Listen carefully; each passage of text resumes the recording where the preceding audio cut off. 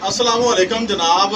आज हमारे जनाब दोस्त भाई जो है ना मोहम्मद एजाज साहब आए हैं, तो उन्होंने हमें छोटा सा एक नुस्खा बताया जिनका सीना बंद है, ठीक है, जकड़ा हुआ है। तो ये बहुत ही ज़बरदस्त टोटका है, ये आपने जो है ज़रूर इस्तेमाल करना है।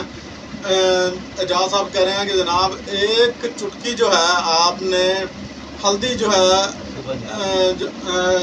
सुबह आपने जो है लेनी है, एक पानी के साथ ले लें। अगर ऐसे कोई खा सके तो खा ले, बेहतर है पानी के साथ लें ताकि वो मैदे के अंदर जो है ना जाए। और आपके जो है सीना बंद है, बलगम, खांसी, रेशा वगैरह जो है इंशाल्लाह इससे जो है आपको आराम पहुंचेगा। तो जो है ना ये हमारे भाई एजाज साहब हैं, ठीक है, ये जनाब उन्होंने नुस्खा इनका मुजरब है।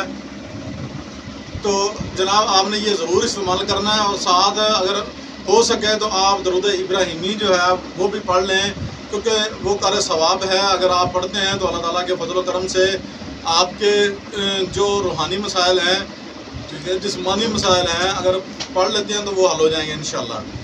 अल्लाह ताला आपका हामी नासिर हो। खुश रहें, बात रहें।